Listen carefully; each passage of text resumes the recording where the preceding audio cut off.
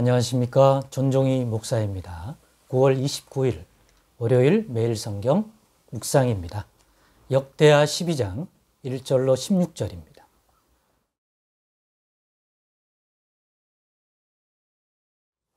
르호보암의 나라가 견고하고 세력이 강해지매 그가 여호와의 율법을 버리니 온 이스라엘이 본받은지라.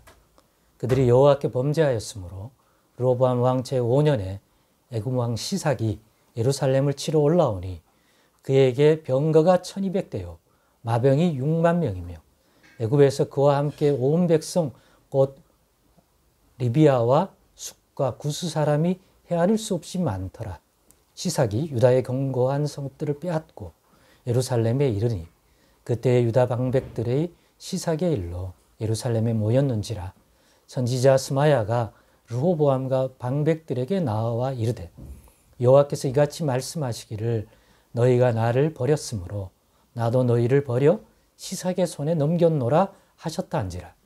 이에 이스라엘 방백들과 왕이 스스로 겸비하여 이르되 여호와는 의로우시다 하매 여호와께서 그들이 스스로 겸비함을 보신지라. 여호와의 말씀이 스마야에게 임하여 이르시되 그들이 스스로 겸비하였으니 내가 멸하지 아니하고 저희를 조금 구원하여 나의 노를 시삭의 손을 통하여 예루살렘에 쏟지 아니하리라. 그러나 그들이 시삭의 종이 되어 나를 섬기는 것과 세상 나라들을 섬기는 것이 어떠한지 알게 되리라 하셨더라.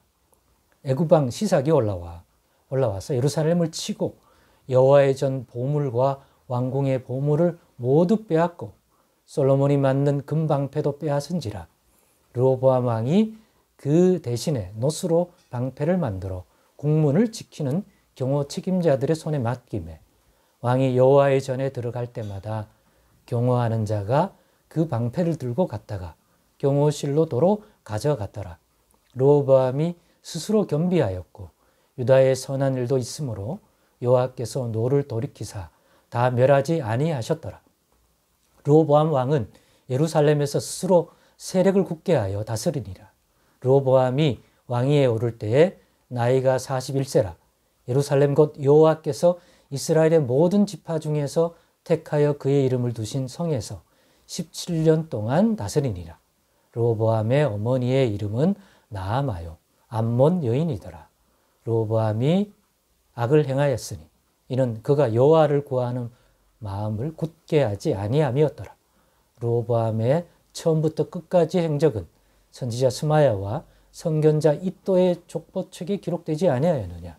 르호보암과 여로보암 사이에 항상 전쟁이 있으니라. 르호보암이 그의 조상들과 함께 누움에 다윗성에 장사되고 그의 아들 아비야가 그를 대신하여 왕이 되니라. 아멘.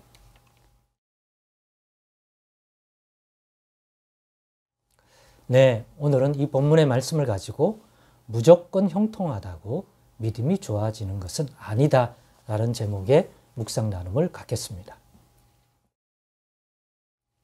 오늘 본문 12장 1절에 보면 되게 재미있는 표현이 나옵니다. 1절에 이렇게 기록하고 있습니다. 르호보암의 나라가 견고하고 세력이 강해지매 그가 여호와의 율법을 버리니 온 이스라엘이 본받은지라. 르호보암은 솔로몬 왕의 아들로서 솔로몬에 이어 왕이 된 유다의 왕. 이때 나라가 둘로 갈라지죠. 남유다와 나머지 10지파가 따라간 여로보암이 이끄는 북이스라엘로 나라의 정치 체제가 두 국가로, 두 나라로 갈라지죠. 근데 남쪽 유다는 유다 출신은 다윗의 가문을 왕으로 섬기게 되는 것입니다. 그런데 그 솔로몬의 아들 르호보암의 나라가 견고하고 세력이 강해집니다. 하나님이 이렇게 대를 이어 복을 주고 계십니다. 그러면 하나님께 대한 믿음이 더 좋아져서 주의 말씀이 여호와 하나님의 율법의 말씀을 더 존중하고 따라야 되는 거 아닙니까? 그런데 그렇지 않습니다. 오히려 자기가 잘 나가니까 전부 그게 자기 탓이고 또 환경 탓이고 운이 좋아서 그런 거고 뭔가 하나님 위에 눈에 보이는 다른 곳에 그 이유를 둡니다. 이게 어리석은 거죠.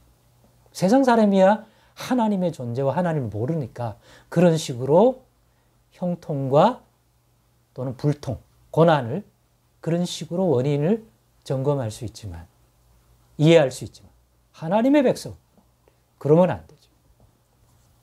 출발점이 하나님이 말씀이고 법이죠.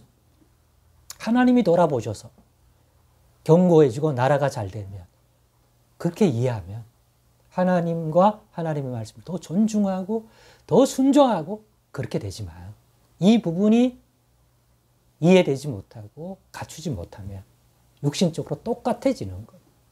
하나님을 인정하지 않는 사람들하고 같은 느낌, 사물과 어떤 일을 분별할 때 똑같은 의식을 가집니다. 그러니까 자기들의 주어진 환경과 이것으로 충분히 오늘과 내일에 든든하니까 굳이 여호와 하나님을 경외하고 율법의 말씀을 따르려 하지 않고 존중하지 않고 그냥 육신대로 육적인 정욕대로 세상이 미혹하는 대로 끌려가고 쾌락적인 것들을 즐기게 되고 육신대로 하고 싶은 것 하는 거예요. 율법의 말씀에 금지했더라도 막 하고 싶은 것. 그런데 하나님이 내버려 두겠습니까? 하나님의 백성으로 언약하고 택한 백성인데 선지자를 통하여 일깨움을 주고 간섭합니다. 그런데 아직 믿음이 좀 남아있나 봅니다. 어려움이 닥치고 애구방이 올라와서 자기들이 굉장히 열세가 되고 힘들어지니까 아니라고 교만한 상태에 있을 때는 못 깨닫던 것들이 환난과 고난이 오니까 들을 귀가 조금 열려요. 그래서 선지자의 말도 듣고 하나님께 겸비한 모습으로 나아가게 되는 유익을 얻을 수 있었습니다. 그러니 오히려 이런 상태에는 아니라고 교만한 상태에서는 환난과 고난이 오는 게 하나님의 백성의 복입니다. 왜? 다시금 자기를 낮추고 겸비한 모습으로 하나님께 나아갈 수 있기 때문에. 그러면 오늘 본문에도 있는 것처럼 하나님은 반응하시거든요.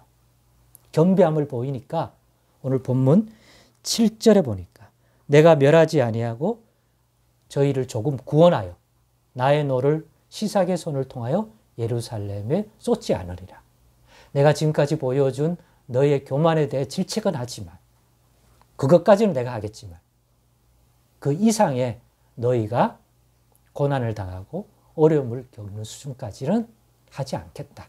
지금 겸비함을 내가 보고 받아서. 그러나 너희가 이번 기회에 이 정도의 어려움과 고난은 달게 받아라.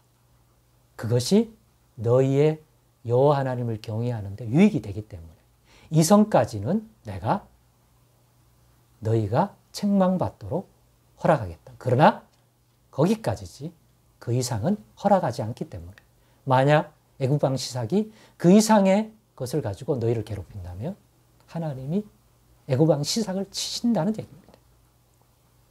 그런데 중요한 건 겸비하고 나갔더니 다시 형통하고 막 다시 술술 풀리고 그런 건 아니에요. 왜냐하면 그동안 그들이 보인 잘못된 그런 신앙심이 인격화되기 때문에 이 고난의 수준을 이 정도로 감해주는 대신에 이 정도의 환난과 연단을 받아라. 왜? 그것을 통하여 정말 하나님께 다시 겸비의 모습이 주는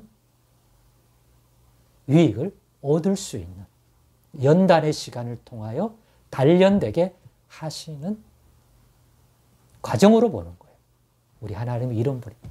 우리 기대는 겸비하고 회개하면 곧바로 원래대로 다 잘 되고 형통하고 이렇다고 생각하는데 아니에요. 합력하여 선을 이루시려는 분입니다. 그 과정에 분명히 다시 원상회복, 형통케 하면 다시 안일해지고 다시 옛버릇이 나올 가능성이 많기 때문에 이 기간을 그런 연단의 시간으로 보내게 하신다는 것입니다. 그렇습니다. 하나님이 이런 분입니다. 저와 여러분에게도 동일한 하나님이라는 것. 예수 안에서 잘 적용한다면 큰 도움이 되리라고 봅니다. 기도하겠습니다.